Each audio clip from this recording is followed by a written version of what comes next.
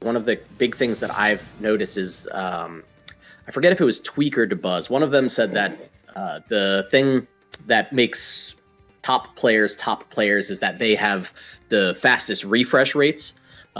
So whenever a situation happens, they're able to basically instantly adapt to it and switch up what they're doing. One of the things I've noticed for myself is that I have an absolutely abysmal refresh rate, and I was wondering if there's anything that like helps with that, like any way to just do that better. So when you're saying refresh rate, you mean basically your ability to recognize patterns and then quickly adapt to them before the patterns you into losing, I guess you could say. So pattern recognition, as far as, is there a certain situation as far as like if someone's ledge trapping you, you can't get out of it, or every time you try and ledge trap someone, they get past you, or you're missing tech chase situations, someone's on a platform and they always escape your pressure as far as an up tilt or an up smash or whatever it might be? Like, is there a specific instance, or as far as like a neutral thing, like let's say if I jump in like this and I spot dodge, you always think I'm going to shield and I get away with the spot dodge every time or something? Like, is this more like that situation, or? Yeah, more like that. Like I respond to, I've found that I'm pretty decent at the general player reads, right? Mm-hmm. I've watched a ton of your videos and you talk about this stuff a lot. Like making reads on people is responding to what they do different than like the normal person. And I found that I've gotten pretty decent at kind of predicting what the average person is going to do in a situation. And I respond to that. And I have a hard time adapting to what my opponent in particular is doing different from that. Okay. So I guess whenever I'm coaching somebody for the very first time, like I'll always say, okay, I want to play against you. Like I literally said before, I want to see what your habits are like. And I will take a mental note of anything that comes off to me as not necessarily wrong, but weird or different. So let's say, for example, if I knock you down for the very first time, let's say I knock you down at like 50 or maybe like 70%, and you land in the corner and the first thing you do is a get up attack. It's like, okay, the average player would not do a get up attack right there. So what I'm going to now do as far as my refresh rate or pattern recognition is, in the future, if I knock you down literally at all anywhere, do you do get up attack every single time? Right. Mm-hmm. And that being said, after you do one get up attack, as far as the way I like to think of it is, if there's like a checklist of things that continuously get pushed down or get put back to the top. Every time I see this one thing, I put it back to the top as the number one priority. I'm going to look for that first get up attack, and then the next time you get knocked down at all, I'm punishing get up attack, whether you do it or not. But I'm going to see if you happen to go for it again. I would now call this a habit of yours. I would not say it's what the general the average person would do. The average person in most situations is going to roll away.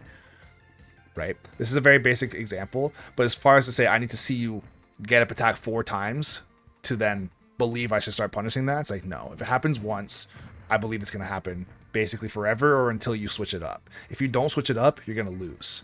If you do switch it up, it's like, okay, at least you're keeping me honest, but your now new panic option, let's say if you did a get up attack and the second time you do get up attack and I punish it, the third time you now, let's say, roll in, right? Let's say you happen to roll in. Now from this point forward, I'm not thinking I should cover get up attack and roll in. I'm now looking for roll in only. And the reason why I'm looking for roll in only is because you were positively rewarded by doing a roll in. So if you believe, oh, roll in worked, I'm going to keep doing that because I escaped pressure and I didn't die. For me, it's like, okay, he rolled in. He now believes roll in is going to work because, like I said, you're positively reinforced. So now I'm going to start covering that, right?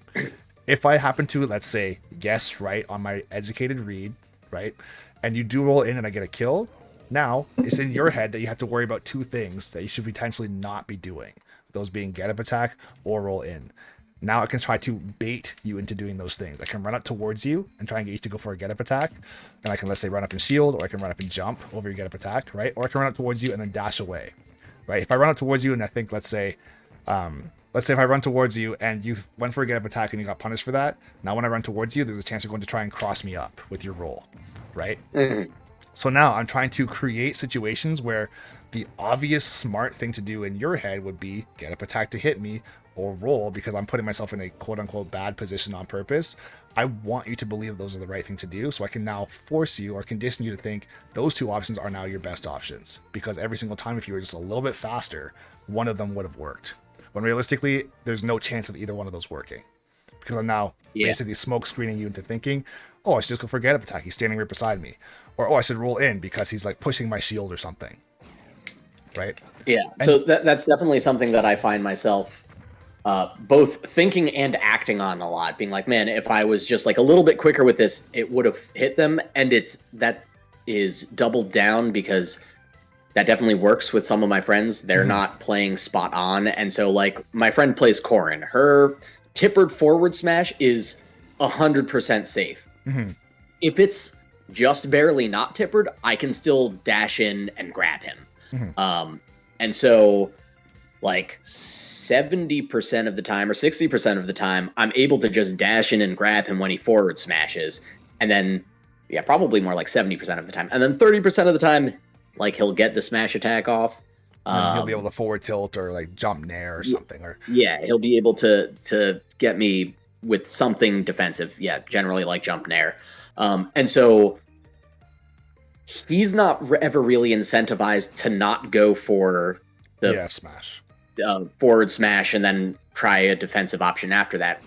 And I'm never really incentivized to like respect his forward smash because more than half of the time it's working for me. So like where my friends and I are in our skill levels, like we understand the base concepts. I've been thinking about it's kind of like chess. Like we all know what our opening strategies are for chess and like theoretically why we should be doing what we're doing. Like, oh, you're fighting for central position of the board. You're developing your pieces, right? Like, oh, these are my good options. These are the things I should be going for. I should be trying to fight for stage control. I should be pushing you to the center or to the side.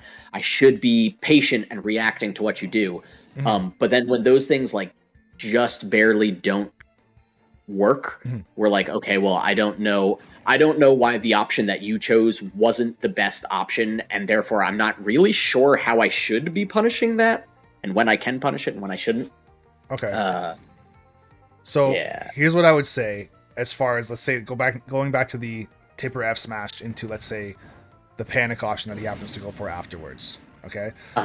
So let's say the way I like to think about this is there's multiple different timelines that you could take as far as if you go for this, the timeline as far as the end result, most likely, let's say you're going to get hit by a jump nair, right? Let's say if he goes for F smash, if you're super fast, you might catch him, but you're probably not going to catch him, and you are going to get hit by at least a nair, but you're not going to get hit by F smash.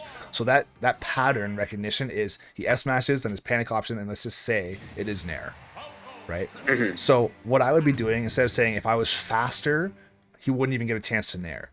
Instead of going for that timeline, I go for the timeline of saying, okay, I know he's going to nair. So what I'm going to do afterwards, either going to get underneath him and up smash him because he can't do anything once he's done his rising nair, or I'm going to try and catch his landing afterwards with an F smash because I have invincibility on my feet, right? So you're basically letting him do his panic option. That's what top players do as well. They let you spot dodge, they let you air dodge, they let you roll, they let you hold shield too long, right? They let you up smash and hit nothing. Right? Instead of saying I have to grab you before you can air or before you can spot dodge, I'm going to let you spot dodge and then I'm going to F smash you instead. Yeah. Right. So as far as like this is how I feel. This is how I would think about the same situation. Let's say, for example, if I was going to let's say do a falling up air on your shield and I know you're going to up B, I'm not going to try and falling up air and then jump before you up B. There's just no chance. Right? I'm going to falling up air with intent to let you up B, and then after you're up B, I'm either going to jump after and go for a down air and try and go for like a down into back air, or if let's say we're at low percent, I'm going to push you a little bit, get you under a platform if I have time, and then go for a grab. So instead of trying to, let's say, try and beat you to the punch, or like let's say even go for like landing up air to jump over top of you before you go for your up B, and then try and come down with a down air, it doesn't really matter how fast I am. Just based on frames, it's never going to happen.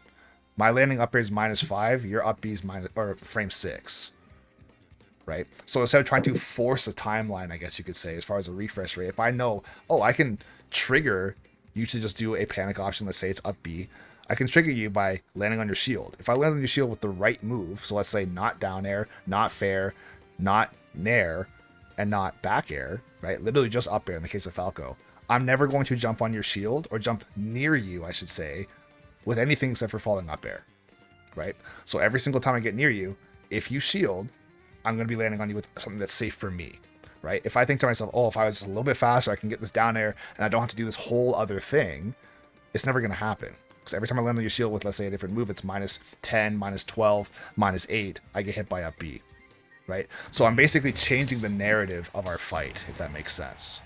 And you can do that in any instance of your own gameplay. Does that kind of make sense? Yeah. So as far as how do you do that fast, you have to just, for me, I just believe that whatever I do on your shield, that's what you're going to respond with. Let's say if I go like this on your shield, you're gonna up B. If I go like this on your shield, you're gonna up B. If I go like this on your shield, you're gonna up B. Whether or not that's the truth, most Bowser players, obviously as far as the average, most Bowser players would go for up B. If it's working for you, I don't believe that you're gonna switch it up. Here's the difference though, as far as the timeline goes. So let's say, for example, if you know that you're now getting punished for going for up B at a shield, if I'm going for following up around your shield, and then I shield immediately, like I'll say, I go like this, and I shield. Now this situation's happening. Instead of going for up B, because you know for a fact, I'm not going to go falling up air grab, I'm going to go falling up air shield, right? That's what I'm looking for.